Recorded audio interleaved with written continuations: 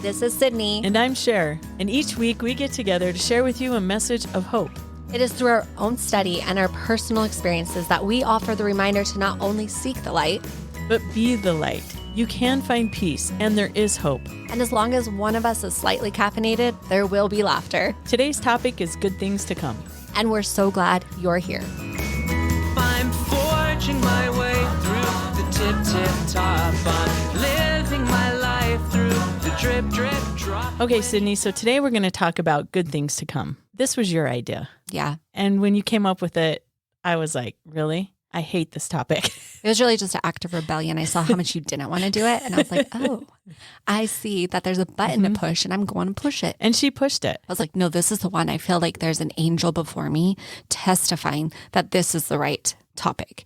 And you were like, no. And I was like, yes. And now I'm like, what's the topic? Hard things to come? Yeah, she said hard things to come several times now. I'm like, okay, let's talk about hard things to come. Something we know about. We can talk about that for a while. We didn't even have to do any research or anything for that topic. Did you wake up happy today? Hold your horses, buddy. Just wait. Wait a few minutes. I dare you. Get on social media. Watch what happens. How you feeling now, good buddy? Not so good. I'll tell you that hard right things now. are coming. Yeah, are you ready for that? I don't think so. Grab your Mountain Dew. Let's go. Anyway, back to the point. So I didn't want to do this because my question when you brought it up is, what is there to look forward to in a world that's filled with darkness? And the reason I had that thought is Cydni came up with this idea right after the terrorists attacked Israel and all of that horrible, just evil that was all over the news and social media. And then Cydni comes up with this, let's talk about good things to come. And I was like, are you serious? Because after that, the darkness felt heavier and more thick and like it was just everywhere. I think I was just hyped up on caffeine that day. I have full regret at this point. It's true because it's very difficult. Here's the truth about it is that when people are going through such terrible tragedies in their own personal lives that are just too heavy, I'm going to throw out some Hamilton at this point, because there is a line in a song. I love it when you quote Hamilton. It's my favorite. It's basically like Shakespeare. Speaking of good things to come, Cydni's going to talk Hamilton. There's a line where she says in a song that's called It's Quiet Uptown. Here's her words. The moments when you're in so deep, it feels easier to just swim down. It just feels accurate for life sometimes. You don't want to Finding Nemo keep swimming. You want to just let it be. You just want to swim sink down. Yes. Mm-hmm. You don't want to keep trying. You don't want to wait to see the savior walk on water. You're just like, you know what? I fought a good fight. I'm going to call it quits and I'm going to swim down now, because it really does. When there's moments that are just so heavy, it just doesn't feel like you can swim up. And then we're going to come at you with, hey, there are good things to come. And you say that, but sometimes positive phrases are super annoying when you're going through maybe the trial of your life, or the world is in such thick darkness and confusion and anger and hate. Yeah, and it feels like that is growing. You and I have been talking about how many people in our family or friends that we know that seem to just be really struggling right now. And it just seems to be everywhere if you dwell on that. Yes. And then we also discuss that, but sometimes how do you not dwell on it if you've lost somebody very close to you? Exactly. And so this topic is the worst. It really is. Who picked it? Why You did did. we do this? But here is a quote Joseph Smith shares, who lived a life of great difficulty. He was telling another person who was in a very difficult trial. He gave him these words of encouragement. He told me I should never get discouraged. Whatever difficulties might surround me, if I was sunk in the lowest pit of Nova Scotia and all the Rocky Mountains piled up on top of me, I ought not to be discouraged. But hang on, exercise faith and keep up the good courage, and I should come on top of the heap at last. And the question was, how do you say that to somebody if their load does feel that heavy, if it does feel like a mountain is on top of your chest and you cannot breathe because of what's going on in your personal life, and it is a real tragedy and it is crushing you, and you are at the breaking point, pretty sure you're going to break. How do you say, keep going, get past that breaking point without breaking? It's difficult, but he says the reason he can say that is because it's true, and that you can reflect on your life and you can see the lowest times in your life, you've made it through and you'll make it through again. So don't give up and keep going.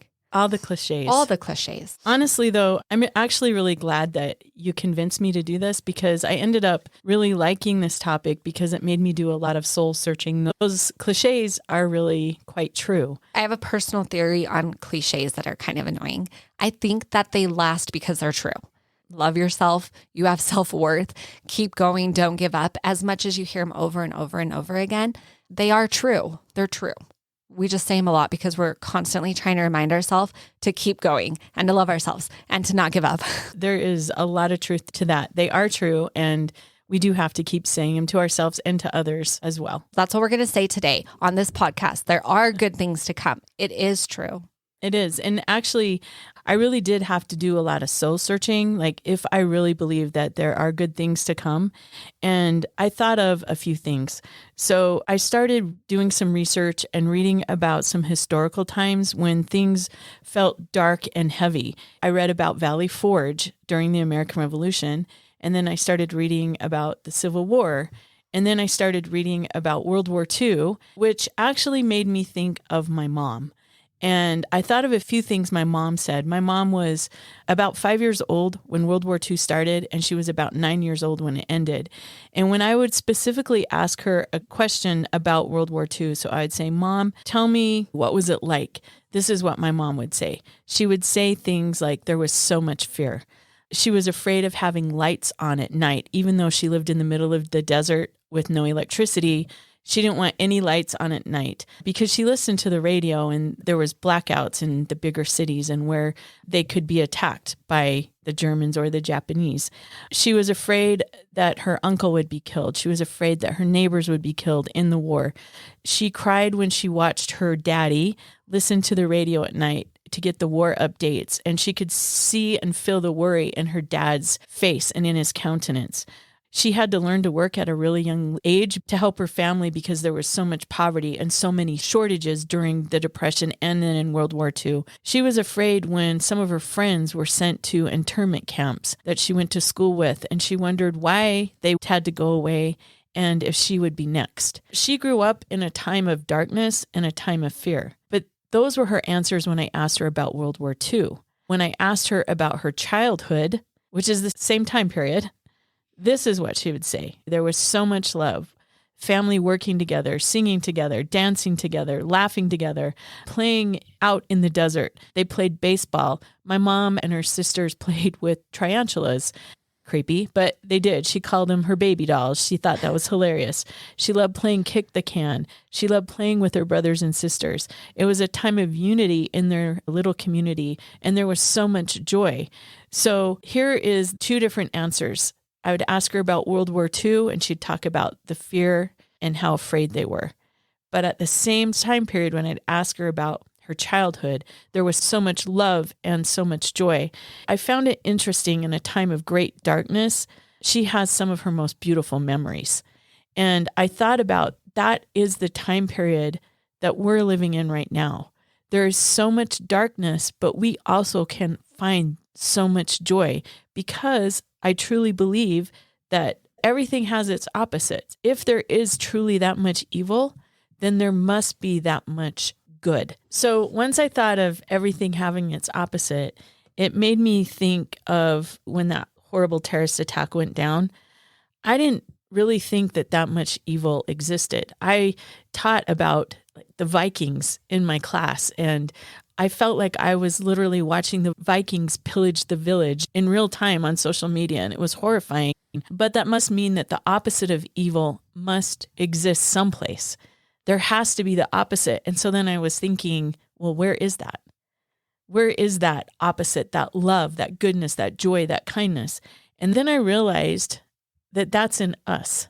It's in me, and it's in you, and it's in people that we know.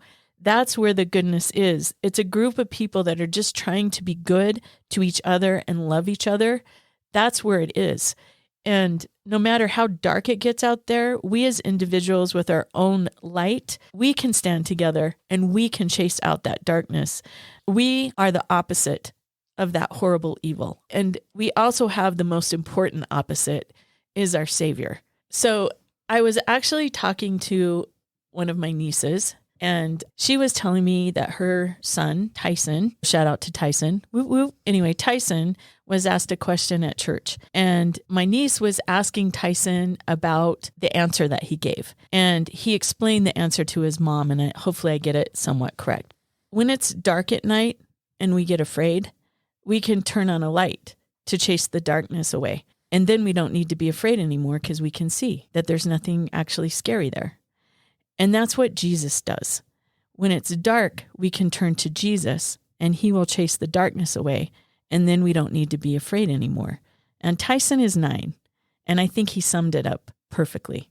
Then after I got this valuable lesson from wonderful Tyson, I was thinking, so how do we shine the Savior's light to chase out the darkness? And I found something from Elder Bednar, and he explains that the light of Christ is our conscience. The light of Christ helps us know right from wrong, but it's more than that. It's the influence of God that pulls us, that influences us to be good and to do good. Every person ever born in history, now and in the future, is influenced by the light of Christ for goodness. As we yield to that influence to do good and become good, then the light of Christ increases within us. So what I learned from that is if we choose to do good and be good, then the light of Christ will grow in each of us as individuals, and we will be able to chase the darkness out. So when we think of the question, what is there to look forward to in a world that's filled with darkness?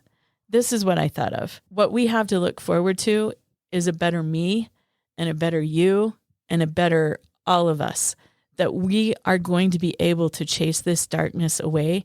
And to me, that is a beautiful and wonderful thing to look forward to. I really loved that entire insight. It actually made me think of this quote by Jeffrey Holland. In a world that so desperately needs all the light it can get, please do not minimize the eternal light God put in your soul before this world was. And I thought the thing that's the same is everybody goes through really difficult things. You will, if you have not already, face something that is going to stretch your soul. But the difference is how we handle it and where we turn. There's so many people who turn to God and they become better and they become humble and they work towards who they are in their soul. But then there are people who become so bitter and angry and hateful and past feeling. And so we're given challenges, but how we react to the challenge is entirely different. It actually brought to mind a song that's called You Say. It is a really beautiful song, and I'll share a little bit about it, but that's not what I really want to tell you about when it comes to this song. I read the comments in her YouTube video, and that's what I really want to share, some of those comments, because this is a woman who is sharing her testimony through song, and it's a very popular song. And she says, you say I am loved when I can't feel a thing. You say I am strong when I think I am weak. You say I am held when I'm falling short. When I don't belong, you say I am yours, and I believe. It's a beautiful song about her relationship with Christ. And I went to the comments because I noticed that there were so many comments. In fact, there was like 89,000. It's a few comments. I read all of them. Just kidding. I'm sure you did. What I love about this is that she's sharing her testimony through song, and it created a space and community for people to share their own personal testimonies and trials and their own holding on to hope stories. I'll just read you a few. This girl says, I lost everything after a battle with addiction to alcohol. I have always been held by God. It took destroying my life to understand His will is for me to live and serve Him. Another one said, whoever's reading this, God never sends you into a situation alone. God goes before you. He stands beside you. He walks behind you. Whatever situation you have right now, be confident God is with you. Another one, I've recently found my way to Christ. I'm not perfect, but I am loved by Christ. And through Him, I am the man I am today. No matter what you're going through, no matter how you perceive yourself, God loves you. Let Him in and watch your life change as it's changed mine. I just want to share one more. I'm only 20 and I feel I have failed everyone, myself and God. Sometimes I just want to call it quits. Listening to the song and going through the comment section has made me realize we're all in this together and that God loves me despite my past mistakes and my current struggles. We have shared a quote before that as you let your light shine, others will feel like they have permission to let their light shine. And I thought this was a perfect example that she's using her gifts and her talent, which is song. And so many people came together. There's people of all different religions and faiths and beliefs that come together on this one comment section, and they share comment after comment of messages of, my life feels like it is falling apart. The only thing that holds me together is my faith in God. Keep going. And I loved the idea that we really are going through this together, every single one of us. I love that. And going back to my niece, while she was talking to me about what Tyson said, we were also talking about the darkness and what we saw on social media and TV, how we saw evil. I felt like we were literally looking at Satan, and it was dark and it was heavy, and it felt like the entire world was engulfed in this evil yuck. But my niece said, that is only one piece of the puzzle. God has the entire puzzle. He has all of it, and he knows what the final picture is going to look like. Satan just took one of the pieces, but God still has the whole entire thing, and he has all of us as his puzzle pieces. And he's using all of us of different beliefs and faiths, but wanting to be good and better people. He's using all of us to make that incredible, beautiful picture that he's putting together. He can grow the light within us to chase out the darkness. And I've just noticed lately that a lot of my friends and a lot of my family, that there is more of an effort to be a better person. I'm trying to be a better person. A lot of people that I know are trying to be better. So when we're thinking about good things to come, us working together, doing what we're supposed to do with our piece of the puzzle, we are creating those good things to come, because I truly believe that God is using all of us. And again, we all believe maybe just a little bit differently, but I truly can see good people, just all of us working together to chase this darkness out and to bring about those good things to come. And I think also the more that we do that, I truly believe, and I am looking forward to this, that we're going to see miracles because we're going to be worthy of it.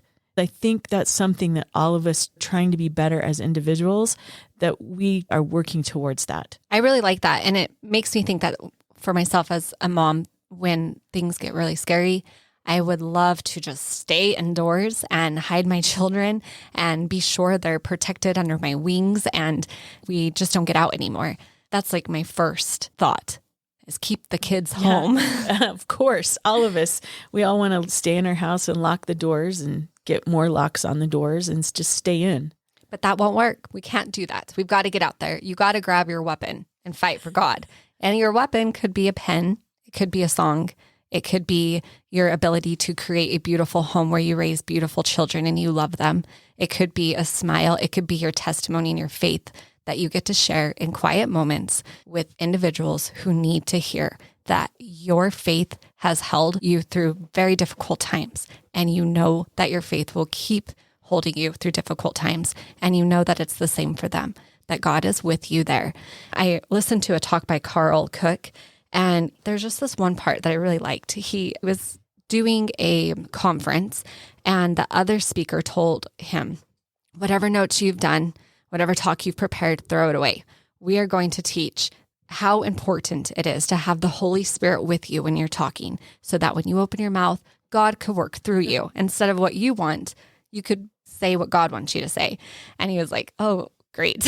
Yeah, that doesn't sound very fun. No. And so the first speaker talks about having the Spirit when you're teaching. And then Brother Cook gets up and he gives a 15-minute speech. And then the other man gets up again and he talks for 15 minutes. And then he invites Brother Cook to come up once more. And he said never in his life would he have ever thought that he would be asked to speak 2 times at the same conference to the same group of people. And he had already used all his notes that he was told to throw away, which he just kept in his head. And so he said he pulled it together and he did it. And then the brother got up once more. The original brother got up once more, talked for 15 minutes, and once again invited Brother Cook to come up and share another 15-minute speech, which he said, I'd be crying at this point. Can you imagine an audience member? I would be like, that guy doesn't think he's getting it right. I would be waving the white flag of surrender. I just thought as an audience member, I probably would be cracking up, like, just because I like chaos. So. I'm just thinking of the poor speaker. I would just be like, I give up. Here's my surrender flag. I just want to sit down. And I just want to watch it happen. Yeah. Like, look at that train wreck. He's tried 3 times. But one sentence he says about this is that he definitely didn't think twice would happen, let alone 3 times would he be asked to get up and share from his heart again. And he said, I used my notes and I used my second notes. And the sentence he says that has stuck with me is just as simple. I was empty. I had nothing. And I thought to myself, how often does God let us become empty and let us have nothing? Because that takes away everything we've prepared and everything we want. And then it allows him to give us something so much better that we just weren't aware was an option. And I thought of a very personal time in my life when I had my own faith crisis, as the kids call it. And I really struggled. I had stopped saying prayers at this point, and going to church was a great burden, but I was still going. I had just barely been told by a therapist to do the things that brought me joy once before. And I was like, I don't remember anything that ever brought me joy except for old Halloween candy at this point, which I was willing to pick up that one. You can never go wrong with old Halloween candy. That's why I hide my kids' candy. You're a wise woman. To help protect them from sugar. Mm-hmm. And then I indulge, and then I go to therapy. Anyway, but I thought of this time in my life where I also felt empty, and I also felt like I had nothing left. I had said a prayer, and I remember I felt very strongly that I needed to go and do extra worship at the temple. And I thought, are you kidding me? I don't even want to go to church. In fact, I don't want to see anybody from church. And so I hated that. I really hated that. And I thought, not praying seemed to work better for me. So I ignored it, of course. I'm very good at ignoring things I'm supposed to do. And I didn't want to go. Then it came again so strong. And it just would not go away, this impression to go to the temple. That sigh's real. I didn't want to go. And I not only felt like I needed to go to a temple for greater and deeper worship, but I also felt I needed to go to a specific location. I thought that was really odd because it wasn't the one closest to my house. And the impression was just undeniable. I'm sure a lot of people have experienced those pestering impressions. And I did it. I cried my way to the temple. I was not happy to go, but I wanted to try. At that moment, I truly did feel empty, and I truly felt like I had nothing. And to ask me to go to the temple just felt like too much. When I got there, on the gate was a closed sign that said it was under construction and cleaning. Now, some of you might wonder, why would God mess with her like that? Like, I did it. I put forth the effort. I got there, and it was closed. My feeling was not God betrayed me. My feeling was God knows me. Maybe for the first time in a really long time, when I pulled up to a closed gate of you cannot enter, I thought, I really do have a humbling Father who knows me, who loves me, who recognized that I was empty and I had nothing. And he took me to the temple and blessed me for being obedient, but he didn't ask any more. I don't know if I could have gone in that day. I was not in a good place. And I felt and I knew that God knew I couldn't. But he knew that he could bless me if I tried, and he knew that he could bless me if I attempted to be obedient. And I felt in that moment that my Heavenly Father knew me and that he loved me, and he wouldn't ask more than I could give. And he let me get to this empty place so that he could fill me with his love for me. And I felt it that day. And that is when I had a complete change in my life, and I was all in again. I love that example because I think that's one of the reasons I didn't really want to do this topic is because there are so many times that you feel empty and that you have nothing else to give. It's just, you're done. And like you said in the beginning, you just want to sink. And when we first talked about this, I was like, well, how can you tell people that are feeling like that? No, it's going to get better. But it's those little miracles where you can actually see that God really does know you and love you, and he will go in front of you, and he will go behind you, and he will take you through it. That gives me a lot of hope. Even though there are struggles and darkness, there is hope because God knows us and sees us, and he's going to work with what he has, which is us. He's going to work with us where we are, and he's going to create something absolutely beautiful from that. I especially love that he will work with us where we are.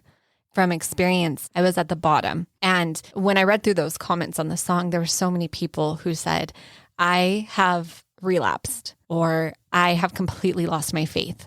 And I thought we are shoulder to shoulder in this world full of people who are feeling hopeless, who are also holding on to faith though, and who are also trying to figure out how to let their light shine, how to help others while they're battling.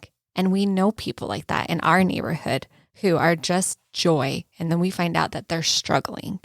And back to Jeffrey R. Holland, he did a sit-down interview recently, and he talked about that no matter what you're going through and how difficult it is, chances are someone right in your circle is going through something even harder. And he said, your experiences have prepared you to help people that are near you. And your testimony has prepared you to help and lift others. So get out there and help others. And Titus and I like to use the visual of a wheelbarrow. Oh, wait, now I have to share something with you.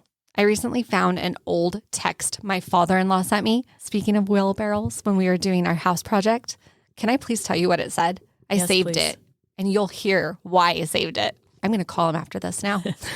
He said, hey, Sid, you tell your husband that you may not be the greatest housekeeper, but you sure know how to use a wheelbarrow.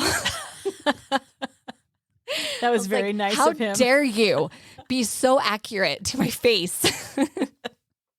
That's all. I just wanted to share that because I found it yesterday. I was like, that is very rude and true. I'm getting better. Cydni always says this about her house. Her house is like spotless. No, it doesn't. Mine Please don't looks tell like people a that. dumpster. That is not true. Anyway, Ben's really good at cleaning. Oh, gosh. He's a great cleaner. I take 17 hours to like finish the dishwasher, and he's like rebuilt a third room. I'm like, how did this happen? I can't compare myself to him. It's not fair. Taller, redder hair, bluer eyes. This is just not true. Those things are true. No, but everything you are saying, this is not true. Move in 1 week, you'll see. Okay. You'll see the truth. Actually. Right. Wheelbarrows. Okay, wheelbarrows. Thank you. How did that happen? I don't know. It's weird. That never happens. But we talk about this. We say it's as if everyone around you has their own wheelbarrow and it is packed to max capacity. But there's a secret. If you help people with their load, your load goes down. But if you add to others, then yours gets heavier.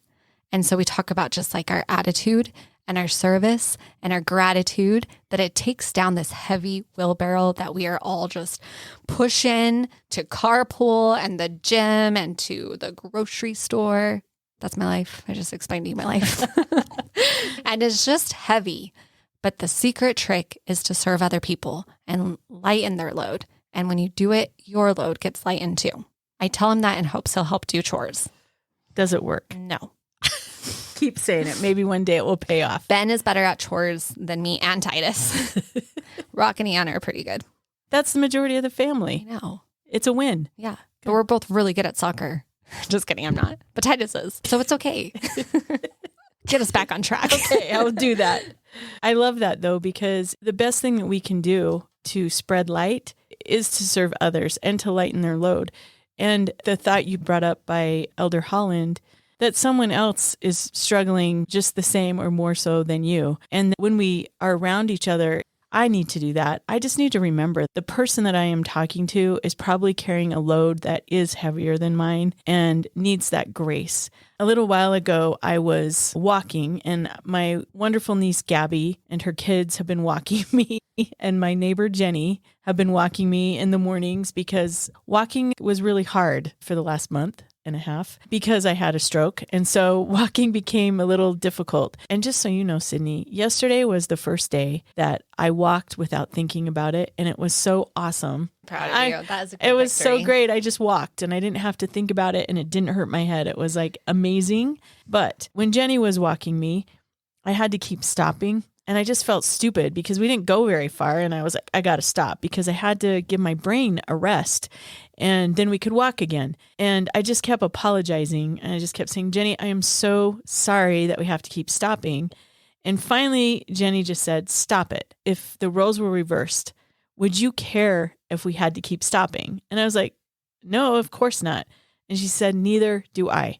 She said, I'm just here to walk with you. And I don't care if we have to keep stopping. It's totally fine.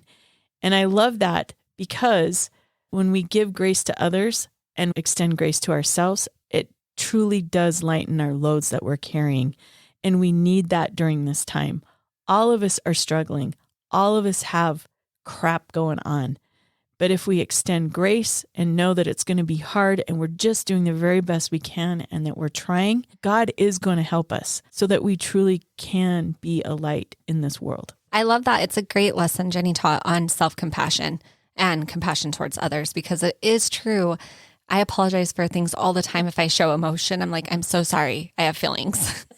And I think if we have a little bit more self-compassion, when you think, is this how I would feel towards somebody else? No, I wouldn't. I'd be like, cry your little eyes out and let it be. But it's so hard to be compassionate to ourselves. So we need to be more compassionate when we fail, when we lose grip, when we lose hope a little bit. It's okay. That's normal. And get back up and keep going, because everyone does struggle, but everyone has a reason to keep going as well. So I'm going to refer to a Denzel Washington speech, because I just get up in the morning and I read my scriptures and pray, brush my teeth, and listen to Denzel Washington. I love this speech so much. I always learn something new from it. I wish I could sound like him right now, but I can't. So I wish you could sound and look like him right now. That would be helpful. He's a very handsome man. He gives a speech where I've mentioned a few times that he talks about falling forward, that you have to be okay to fail, and you have to not fall back on plan B, but fall forward on your faith. And an example that he shares is the first time he tried out for a Broadway musical. And he said this was a stretch because he doesn't sing. And so that can get in the way of a Broadway musical. And he said he was on stage pumping himself up, watching the guy go before him. And this guy just belted out a song, and it was heard through the whole room. And he was like, okay, this could be a problem. And he said he started to shrink. And I liked that statement. He started to shrink. And he said all he had planned was doing a little number of just my imagination. And he got out there and did his little part. And he said that he did terrible. And then the next part was acting. He said, okay, well, I can do this. I can act. He was partnered with the same guy who had belted out a masterpiece. And he said that his acting style was like person to person with editing available. And this guy had been prepared to belt out with drama. He had been prepared to just use his full body to give a presentation and a speech. And Denzel's style was a little bit more calm and person to person. He said, I did not get that part. And he said that the important part for him is that he did not quit and he didn't fall back. He fell forward on his faith. He walked out and he prepared for the next audition and the next audition and the next audition. And he got to work and he prayed and he prayed and he prayed. And then he failed and he failed and he failed, but he didn't quit. And then he says in 2015, he did a Broadway show called Fences. And that won the Tony Award that year. And he said, here's the kicker. It was at the Court Theater, the same theater he had failed 30 years before. And then he goes on to say to these graduating students that you have talent and you have experience, but do you have the guts to fail? Do you have the guts to keep believing? Can you fail over and over, misstep, lose grip? But tell yourself that you have experience, that you could look back on your life and you can see that God never left you. He was right there with you. And keep going and keep believing, because sometimes it is so hard to keep believing. But do you have the guts? I just really love Denzel Washington. And I love that he said you need to keep believing, because it does get hard and you are going to fail over and over again. But you got to just keep believing that really something good will come of it. And for me, believing, I'm going to use another word for that. It's that need for hope that you can have the courage to keep going, and hope that things will get better, and just that little bit of hope. Well, let me just give you an example of what I'm thinking. So my good friend, who is an amazing person and an amazing teacher, was telling me about one of her students. He was one of the children that, remember when the U.S. left Afghanistan, it was kind of a hot mess, and they were handing children over the fence to our military. He was one of the children that got handed over the fence, and he came over here to the United States all by himself. Basically, he has nowhere to go. So he's living by himself, nowhere to go, doesn't have enough food, all of those things. He doesn't have anything. Finally, he went to my friend and he told her what was going on, that he's homeless and by himself. So she's been trying to get him help, and the system works so slowly, and it has not been going quickly or fast. And he has been getting more and more depressed, tired, hungry, sad. He's alone in a new country. He doesn't know the language very well, and he looks physically and mentally sick. She said you could see it on his face, and he just looked like he wasn't even going to make it to the next day. Well, finally help came, and they told him that they thought within the next month that they would be able to get him with a family. And he was so happy and so excited. And she said she could not believe the difference in his physical appearance from the morning when school started and from the previous weeks before to that moment. He looked physically healthy, and he looked spiritually and mentally healthy because all of a sudden he had hope. And he said, do you think I'm going to get a family? Do you think it will really happen? And she's like, yes, we're going to. And please, he just wants to be with a nice Muslim family. Pray for that kid because he's a good kid and he just needs help. If we all just say a prayer for him, help him find a nice Muslim family, that's what he wants most of all. But if she can see a difference in a child that didn't have hope in the morning, but did in the afternoon, she can see a physical difference in him. Imagine what hope can do for us, what that hope will do for us physically, spiritually, and mentally. It has the power to change all of you, not just part of you, all of you. I love that. And I love the thought of having no hope in the morning and then hours later having it. And I think so many of us are just in the darkest part of our nights. And we're just wondering if the sun's going to come up. And it feels that way sometimes. But there is light at the end of the tunnel, at the very, very, very long tunnel that a freight train runs through that picks you up and drags you where you need to go. Very far over the tracks. Runs you over. Yes. Mm-hmm. There is light. There is hope.